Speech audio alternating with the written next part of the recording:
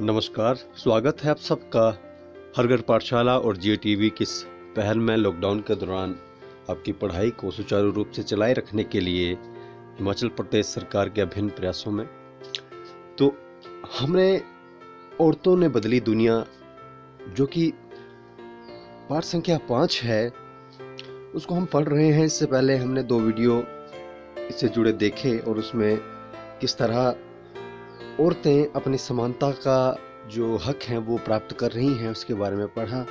और एक सामने आप चित्र देख पा रहे हैं जिसमें औरतें कुछ काम कर रही हैं, शायद किसी फैक्ट्री का है। आज हम इससे आगे की जो अध्ययन की पृष्ठभूमि है उसको पढ़ेंगे। सबसे पहले जो लर्निंग आउटकम है वो समानता से जुड़े हैं, चाहे वो राजनीतिक हो, आर्थिक हो या सामाजिक समानता हो। SST 723। तो ये फोटो रमाबाई की है जो आप अपनी स्क्रीन पे देख पा रहे हैं। रमाबाई अपनी बेटी के साथ महिला शिक्षा की योद्धा स्वयं कभी स्कूल नहीं गई, परंतु अपने माता पिता से उन्होंने पढ़ना लिखना सीख लिया। उन्हें पंडिता की उपाधि दी गई क्योंकि वे संस्कृत पढ़ना लिखना जानती थी, जो उस समय की औरतों के लिए एक बड़ी उपलब्धि थी। औरतों के तब ज्ञान अर्जित करने की अनुमति नहीं थी। उन्होंने 1998 में पुणे के पास खड़े गांव, जो खेड़ गांव है, उसमें एक मिशन स्थापित किया जहां विधवा स्त्रियों और गरीब औरतों को पढ़ने लिखने की स्वतंत्र होने की शिक्षा दी जाती थी। उन्हें लकड़ी से चीजें बनाने, छापा खाने चलाने जैसी कुशलताएं भी सिखाई जाती थी, जो कि वर्तमान में लड़कियों को कम ही सिखाई जाती हैं। ऊपर बाएं हाथ की तरफ छवि तस्वीर में उनका छापा खाना दिख रहा है। ये छापा खाना है, प्रिंट हाउस जिसे हम कह सकते हैं, जहां लड़कियां काम कर रही हैं।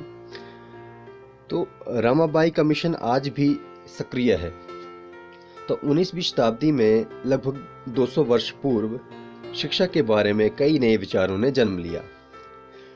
तो विद्यालय अधिक प्रचलन में आ गए। वे समाज, उन्होंने स्वयं भी पढ़ना लिखना नहीं सीखा था, वे भी अपने बच्चों को स्कूल भेजने लगे। तो 19वीं शताब्दी की बात है, जब लोग पढ़ते लिखते नहीं थे लेकिन उन्होंने अपने बच्चों को स्कूल भेजना शुरू कर दिया था। तब भी लड़कियों की शिक्षा को लेकर बहुत विरोध हुआ। इसके बावजूद बहुत सी स्त्री और पुरुषों ने बालिकाओं के लिए स्कूल खोलने के लिए प्रयत्न किए। स्त्रियों ने पढ़ना लिखना सीखा और उसके सीखने के लिए संघर्ष किया, यानी कि मेहनत की काफ़ी सारी। अब हम राज सुंदरी देवी, जो कि 1800 से 1890 के बीच में रही, उनका अनुभव पढ़ें, जो 200 वर्ष पूर्व पश्चिमी बंगाल में पैदा हुई थी। पश्चिम बंगाल, जिसको हम वेस्ट बंगाल कहते हैं, वहाँ वो पैदा हुई। 60 वर्ष की अवस्था में उन्होंने बांग्ला भाषा में अपनी आत्मकथा लिखी। उनकी पुस्तक अमार जीवन किसी भारतीय महिला द्वारा लिखित पहली आत्मकथा है। आत्मकथा मतलब अपनी जीवन की कहानी, किसी व्यक्ति के बारे में, जो उसके जीवन में जो भी घटनाएं हुई उसमें से कुछ चुनिंदा वो अपनी किताब में लिखते हैं कि उनका जीवन किस तरह से बीता, उसको हम आत्मकथा कहते हैं। तो उनकी जो पुस्तक का नाम था वो था अमार जीवन। यहाँ पे हम देख पा रहे हैं ये पुस्तक का नाम अमार जीवन। उस समय लोगों का विश्वास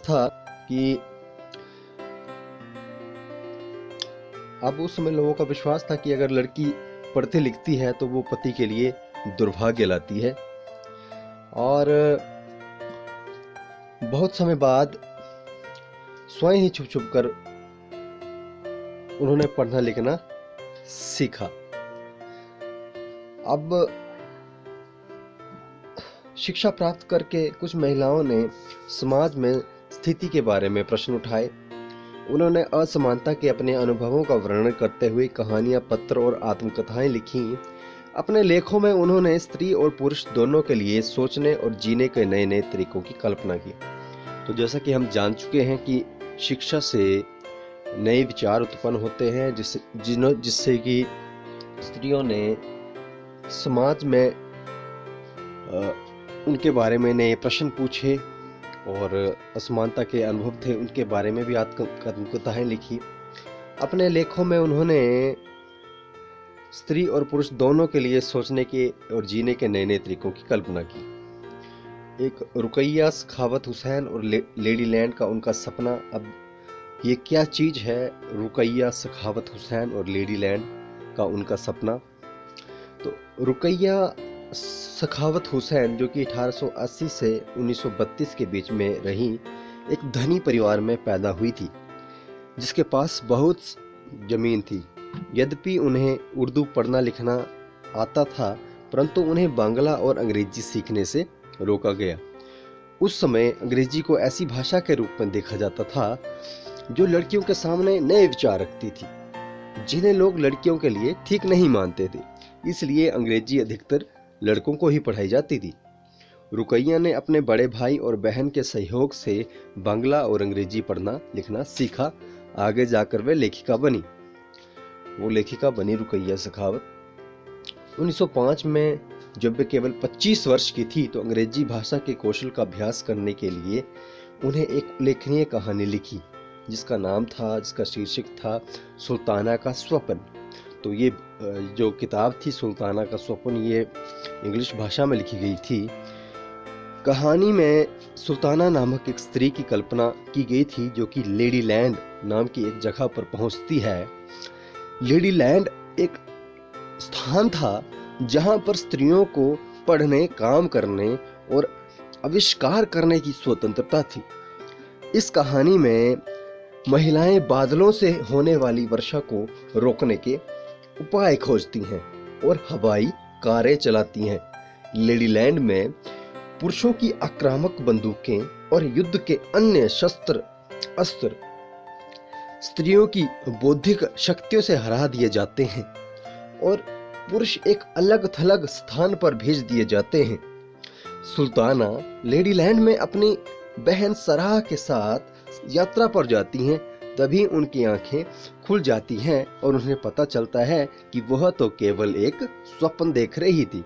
तो ये एक सुल्ताना का स्वप्न नाम की किताब जिन्हों की रुकैया सखावत हुसैन ने लिखा, ये आपके सामने वे सुल्ताना's ड्रीम, जिनमें लड़कियां या महिलाएं काफी सारा अच्छा काम कर रही होती हैं। तो ये रहा उनका ड्रीम। तो जैसे कि आपने देखा कि रुकैया सखावत हुसैन उस समय लड़कियों के हवाई जहाज कारें चलाने की स्वप्न देख रही थी और उसको जब लड़कियों को स्कूल जाने की अनुमति नहीं थी तो इस तरह से शिक्षा ने रुकैया का जीवन बदल दिया। रुकैया केवल स्वयं शिक्षित होकर संतुष्ट नहीं हुई, उनकी शिक्षा ने उन्हें स्वप्न देखने और लिखने की शक्ति नहीं दी, वरन उससे भी अधिक करने की शक्ति दी। 1910 में उन्होंने कोलकाता में लड़कियों के लिए एक स्कूल खोला जो आज भी काम कर रहा है। तो उसके बाद एक और कहानी है। मैं अत्यंत सवेरे ही काम करना शुरू कर देती थी और उधर आधी रात हो जाने के बाद भी काम में लगी रहती थी। बीच में विश्राम भी नहीं होता था। उस समय केवल 14 वर्ष की थी। मेरे मन में एक अभिलाषा पनपने लगी थी कि मैं भी पढ़ना लिखना सीखूं और एक धार्मिक पांडुलिपि पढ़ूंगी। मैं अभागी थी। उन दिनों स्त्रियों को पढ़ाया नहीं जाता था। बाद में मैं स्वयं ही अपने विचारों का विरोध करने लगी। मुझे क्या हो गया? स्त्रियां पढ़ती नहीं हैं, फिर भी कैसे पढ़ूंगी? मुझे केवल एक स्वप्न आया। मैं चैतन्य भागवत, एक जीवन जो संत का जीवन है, वो पढ़ रही थी। बाद में दिन के समय जब मैं रसोई में बैठी हुई थी, भोजन बना रही थी, मैंने अपने पति को सबसे बड़े बेटे से कहते हुए सुना कि विपिन, मैंने अपनी चैतन्य भागवत यहाँ छोड़ी है, जब मैं इसे मंगाऊं तो तुम इसे अंदर ले आना। वे पुस्तक वहीं छोड़कर चले गए। जब पुस्तक अंदर रखती गई तो मैं चुपके से एक पन्ना निकाल लाया और सावधानी से उसे छुपा दिया। उसे छुपाना भी एक बड़ा काम था, क्योंकि किसी को वो मेरे हाथ में दिखना नहीं चाहिए था। मेरा सबसे बड़ा बेटा उस समय ताड़ के जो हम कह सकते हैं पत्तों पर लिखकर अक्षर बनाने का अभ्यास कर रहा था। उसमें से मैंने एक छिपा दिया। जब मौका मिला तो मैं जाती और उस पन्ने के अक्षरों को मिलान अपने